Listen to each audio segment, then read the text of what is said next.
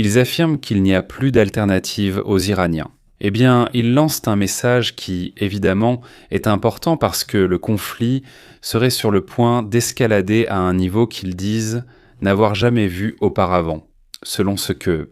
Et c'est l'un des personnages les plus modérés, mais ils assurent qu'il n'y a pas d'alternative, qu'ils ne voient aucune issue possible dans les négociations. Il faut aussi le dire. Leurs négociations et propositions ressemblaient en plus à une liste de souhaits qu'à de vraies offres. En gros, toutes les lignes rouges qu'ils savent que les États-Unis ne peuvent pas accepter, eh bien, ils les envoyaient toutes. Non seulement ils les envoyaient, mais ils ajoutaient aussi des éléments, comme leur volonté de contrôler le détroit d'Ormuz. Dire qu'il n'y a pas d'alternative, ce n'est pas qu'il n'y en a pas, mais qu'ils ne veulent pas qu'il y en ait. Il faut être clair là-dessus. Les membres du régime affirment en ce moment qu'il n'y a pas d'autre alternative et, face à cela, ils assurent qu'au Moyen-Orient, soit la guerre s'arrête, soit le conflit va simplement s'étendre d'une manière insoutenable. Ils affirment qu'il n'y a pas d'autre option que d'accepter les droits du peuple iranien tels qu'ils sont énoncés dans la proposition en 14 points. La seule option viable pour que cela s'arrête est qu'ils acceptent les 14 points de négociation, c'est-à-dire conserver l'uranium, maintenir le programme nucléaire, garder le détroit d'Ormuz, continuer la production de missiles balistiques. C'est tout, ils veulent tout et même plus. Ça, ce serait pratiquement à part. Ils veulent aussi de l'argent. De l'argent que les États-Unis ont bloqué depuis de nombreuses années, et il s'agit de milliards de dollars qui pourraient être rendus aux Iraniens. Au régime spécifiquement, il ne parle d'aucune autre option, c'est-à-dire d'aucune autre issue possible. Il dit simplement que ce sera un échec, que ça va être, que ça ne va pas, que ça ne sera pas viable. Autrement dit, les détails de la proposition sont essentiellement soit vous acceptez nos conditions, soit il n'y a pas de négociation. Quoi qu'il arrive, en gros. Cela montre qu'il y a pratiquement aucune possibilité de négociation en ce moment. C'est du moins ce que laissent entendre les Iraniens eux-mêmes à ce sujet. Plus précisément, le président du Parlement, qui transmet ce message, Mohamed Baker Ghalibaf. C'est le personnage, j'insiste, apparemment le plus calme, car il montre que non seulement il n'y a aucune possibilité, mais c'est un sujet dans lequel... Si les modérés parlent ainsi, imaginez ce que pensent les généraux de la garde révolutionnaire iranienne. En tout cas, le guide suprême, s'il est effectivement aux commandes. Qu'en pense-t-il ? C'est-à-dire, quelle approche va-t-il adopter face au conflit ? Un autre sujet qui attire également l'attention, c'est ce qui se passe avec les cas d'antivirus. Il y a aussi des nouvelles à ce sujet. D'après ce qui a été rapporté, il y a déjà 10 cas positifs d'antivirus. Dans ce cas, il s'agit du nombre de cas positifs d'antivirus associés à l'épidémie du navire de croisière MV Jandius. Confirmant jusqu'à présent 10 cas positifs. Cela après que des tests ont été effectués sur une citoyenne américaine, qui a été confirmée négative. Il n'y a donc plus que 10 cas. Il y a aussi un cas espagnol qui a été confirmé comme positif. Les sources sanitaires ont précisé ces points en assurant qu'il faut faire extrêmement attention pour que cela n'augmente pas. On étudie la possibilité que ce cas ou ces cas soient d'origine humaine. Tedros Adhanom l'a assuré lors d'une conférence de presse à Madrid, aux côtés du président du gouvernement espagnol, Pedro Sánchez, où il a remercié et adressé un message aux habitants de Tenerife, en disant qu'ils avaient été, évidemment, à la hauteur de la situation face à cette crise. De plus, la date de début de la quarantaine pour les passagers du navire de croisière Jandius a été modifiée. Elle est reportée au 10 mai alors qu'initialement c'était le 6. Avec les 42 jours de surveillance stricte, cela se terminera le 21 juin. Ici, le 21 juin, ces personnes seront en quarantaine, selon la demande de l'OMS. Si cela sera appliqué, je ne sais pas, mais nous le verrons. Néanmoins, il a été assuré que l'évaluation des risques le risque pour la santé mondiale face à l'épidémie est très faible. Ce n'est pas nul, c'est-à-dire qu'il existe aussi une petite possibilité que cela devienne un problème plus global. Mais jusqu'à présent, il est dit que la probabilité, jusqu'à maintenant, insiste-t-il, est faible, pas nulle. C'est important car beaucoup pensent que le problème n'existe pas ou est négligeable. En réalité, sa probabilité est faible mais pas nulle. Et ça, il faut bien le comprendre. Par les systèmes de santé de chaque pays, comme le CDC ou le ministère de la Santé, tout ce genre de choses. Ce genre de situation, non. Prends-le en compte. Un grand salut à toute la communauté qui nous regarde en direct. Merci de partager, liker et commenter. C'est super, merci aussi pour l'ambiance. C'est important, évidemment, pour que la chaîne puisse être là tous les jours, pour vous informer de ce qui se passe dans le monde. Passons à d'autres sujets également importants.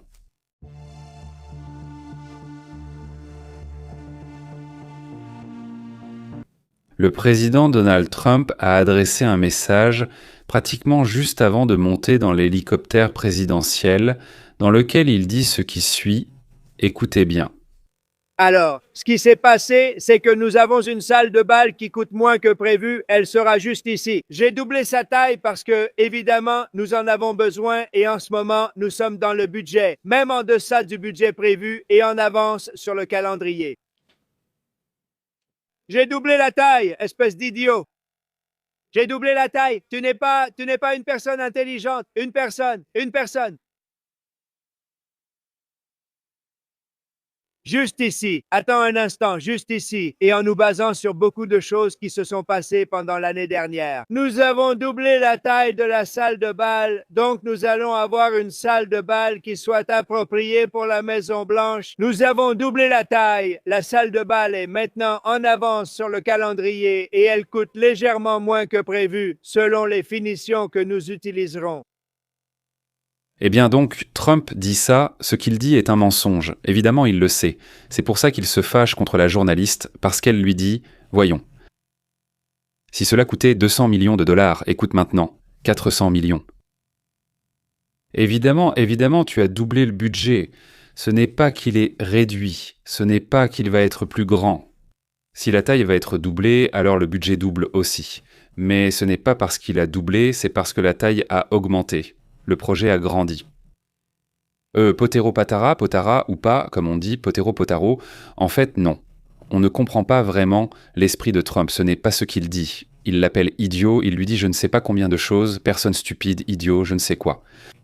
Et, eh bien, c'est l'approche de Trump, n'est-ce pas ? Où il dit, eh bien, 7, que vraiment, voyons si les politiciens du Mexique et d'Amérique latine ne la copinent pas ici.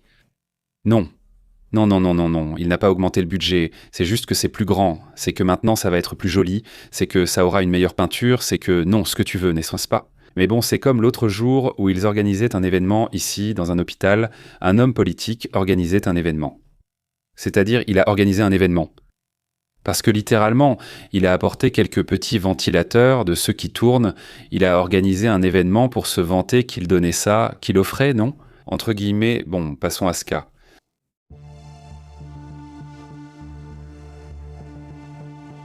Ils accusent de sabotage et d'ingérence de l'Iran à l'intérieur du Koweït.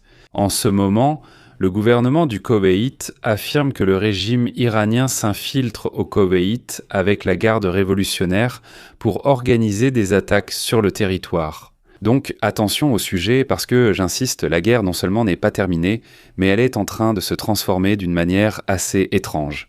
Allons voir la carte. Voyons où se trouve le Koweït, au fond du golfe Persique, n'est-ce pas ?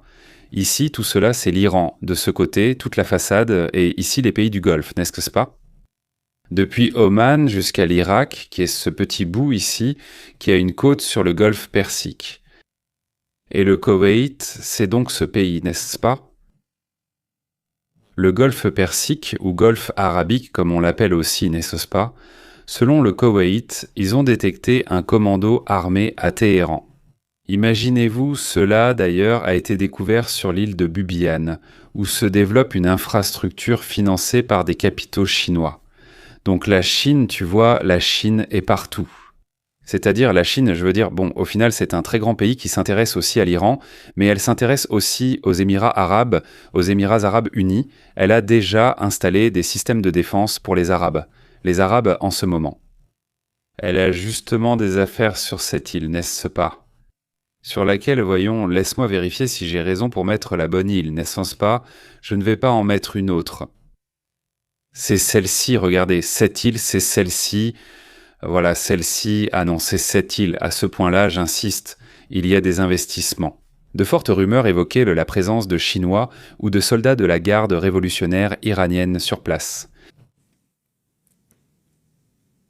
Ils étaient déjà ici en train d'opérer à l'intérieur. D'après ce que l'on sait, aujourd'hui, une équipe militaire armée de la garde révolutionnaire était déjà prête à attaquer sur l'île, où d'ailleurs se trouve un projet portuaire financé par la Chine. Juste avant que le président des États-Unis, Donald Trump, se rende à Pékin, cette opération était en cours. L'Iran, pour le moment, n'a pas répondu à ce commentaire. L'accusation survient après que l'ambassadeur des États-Unis en Israël, Mike Jokabi, a affirmé qu'Israël avait également envoyé des batteries antimissiles et le dôme de fer aux Émirats arabes unis. N'est-ce pas? Mais d'emblée, Cuba est en alerte à cause de cela. Et regardez, voyez à quel point ils sont proches de l'Iran. Nous allons mesurer la distance de la frontière, de toute la frontière de l'Est, comme on part des Irakiens. N'est-ce pas?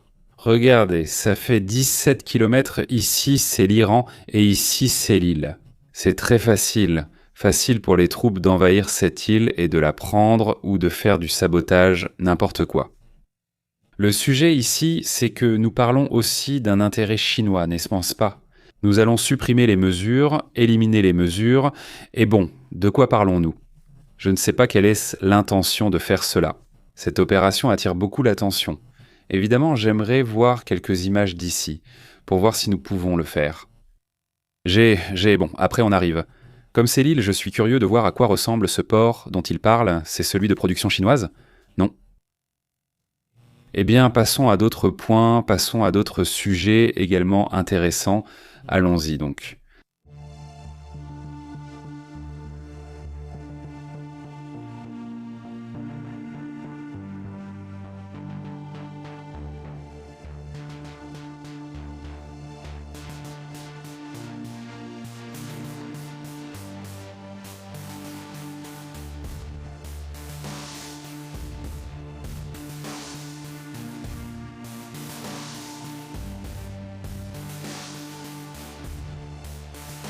D'autres sujets qui attirent aussi mon attention, cela ne figure pas parmi toutes ces images qui ont circulé, ou plutôt qui ont été montrées.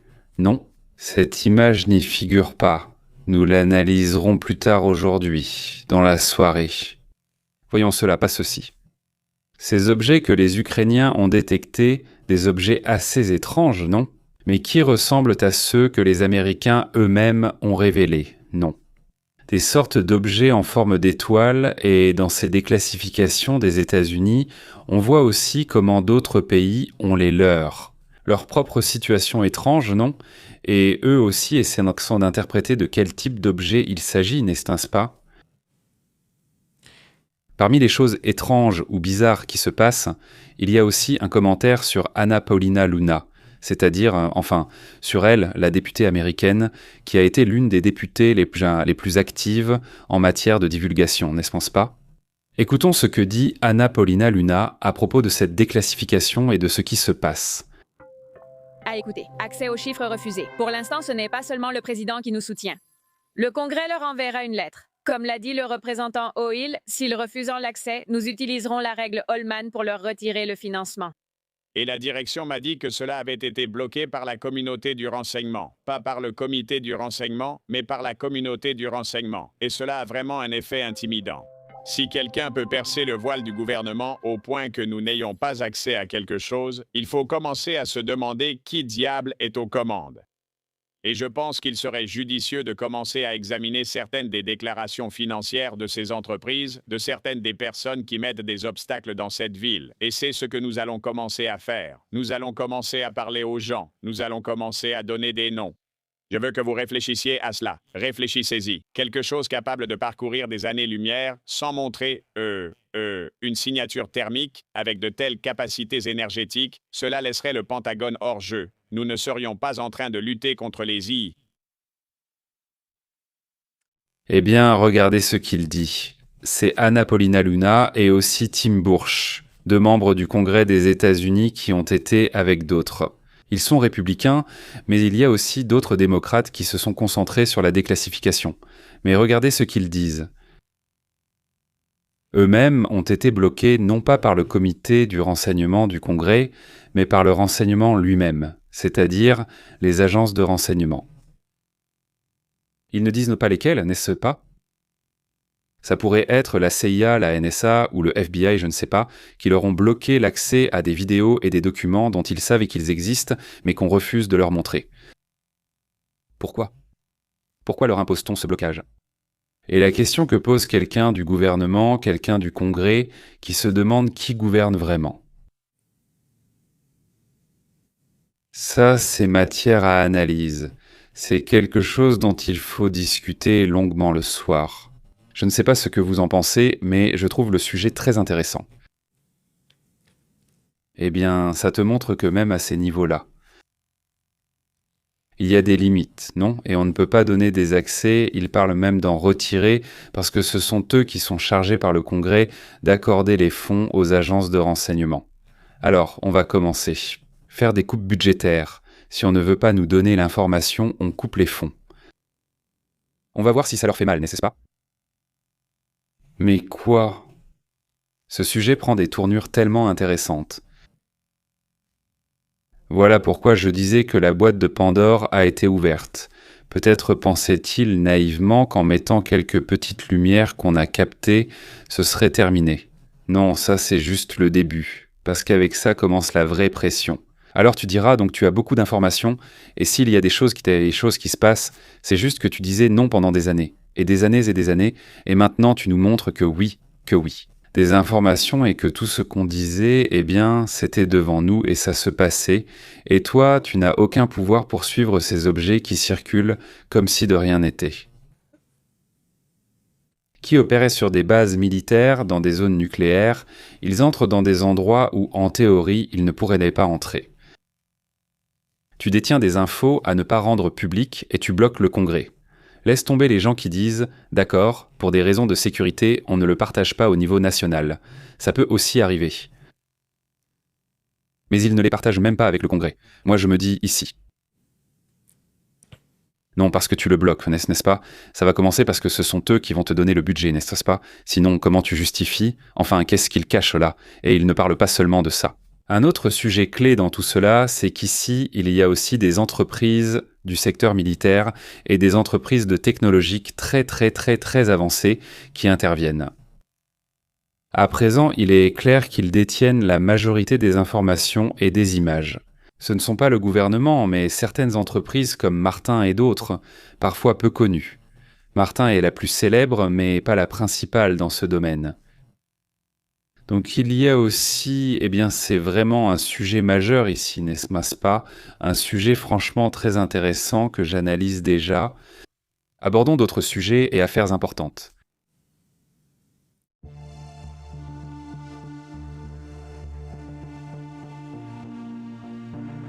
Je vous disais que Donald Trump a réagi sur la question de Cuba. Le président des États-Unis a annoncé aujourd'hui, le 12 mai, qu'ils sont en pourparlers avec le gouvernement cubain. D'après les rapports, Trump dit que c'est un État failli, que Cuba demande de l'aide, qu'ils vont aller discuter, qu'ils vont négocier, mais il n'a pas donné plus de détails. C'est-à-dire, il n'a pas parlé davantage, il n'a pas donné plus d'informations. Donc, eh bien, il reste un doute sur ce sujet. Un autre point qui attire aussi l'attention aujourd'hui, c'est qu'il y a une initiative de Google pour attraper le premier hacker. Elle réussit à attraper le premier hacker qui a utilisé l'intelligence artificielle pour forcer une serrure numérique. Mais ils assurent qu'il y en a d'autres derrière ce hacker qui pourraient essayer de faire la même chose. Pendant des années, on savait que l'intelligence artificielle allait aider ces hackers et aujourd'hui, une équipe d'intelligence artificielle qui se concentre sur les menaces de piratage, aurait confirmé que, pour la première fois, un groupe criminel a utilisé un modèle d'intelligence artificielle pour découvrir et exploiter une faille inédite, dans un logiciel qui est assez populaire, dont ils n'ont pas révélé le nom, mais qui a été détecté. Non ?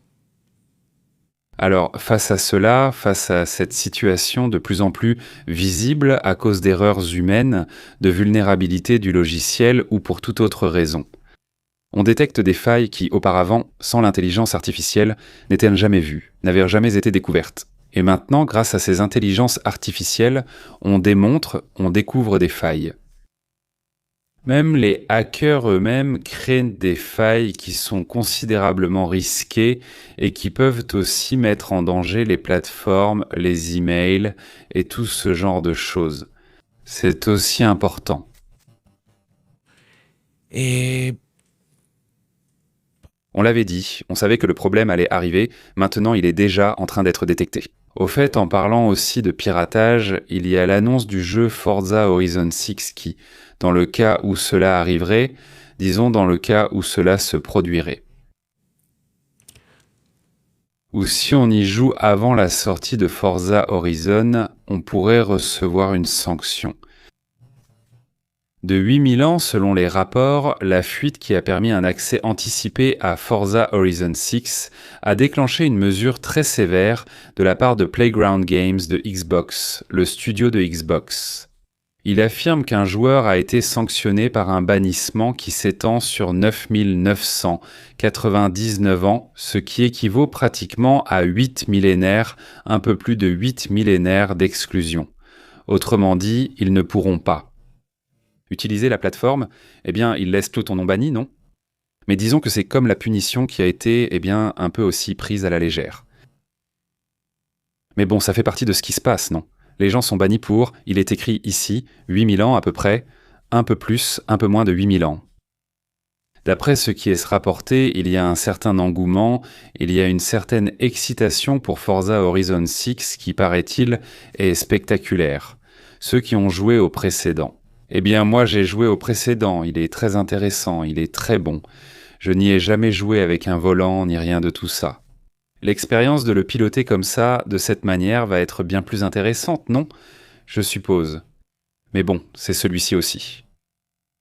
Voici ce qui est rapporté actuellement. Passons aux commentaires. Comment cela s'est-il passé pour vous? Merci à ceux qui nous ont suivis. Eh bien, des différents directs que nous avons eus. Plus tard, nous mettrons à jour d'autres sujets. Évidemment, mais nous essayons de le mettre à jour au jour le jour, au fur et à mesure, non? Alors nous préparons, disons, le rapport et nous passons ainsi à différents sujets. Merci beaucoup de nous accompagner. Je pense que le prochain sera dans la rue, non? Je pense qu'on va devoir être dans la rue, mais il y aura une mise à jour plus tard, dans l'après-midi et tout ça. Bon, on se retrouve plus tard, non?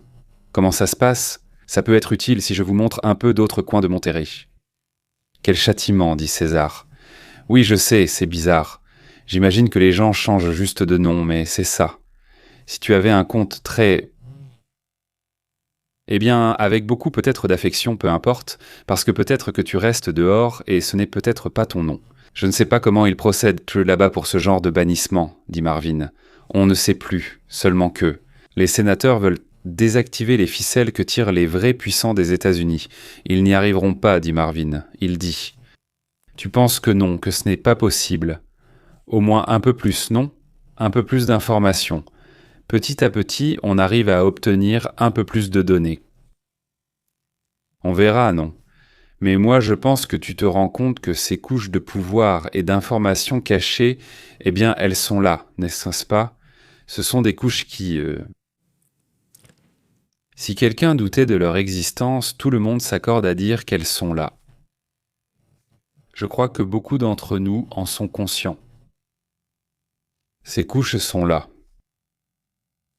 Alors tout à coup, oui, il y aura peut-être des gens qui voudront éviter le sujet et diront que c'est un truc de gens bizarres. Mais je ne dis pas qu'il n'y a pas parfois des choses qui peuvent nous sembler très étranges ou qu'il n'y a pas des gens vraiment bizarres, non? Qui inventent des choses, non? Mice. Oui, il y a des choses très impressionnantes qui ne sont pas vues, non? Qui ne veulent pas être observées, etc. Ce n'est pas ce que dit notre boule. Si ces couches existent, ce n'est pas pour rien. Rien n'est créé sans raison. C'est aussi ça. C'est un bon point, non? Ou elles sont créées pour une raison maintenant. Pourquoi ce salut? Notre boule a toujours des commentaires très intéressants. Salutations aussi à César, à Blanca Barcelo. Comment allait Blanca? Comment vois-tu cela? C'est tiraillement, non? C'est sujet? Bon, souvenez-vous, je dis juste ça, je le rappelle. Nous sommes sur Telegram, nous sommes sur WhatsApp, et là-bas vous recevez les notifications, n'est-ce pas? Mais vous pouvez aussi envoyer une alerte ou un message, un texte, un message vocal. Eh, Pépé en vivo, tu as déjà vérifié ça, ou vous regardez ça, ou moi je pense ceci, non?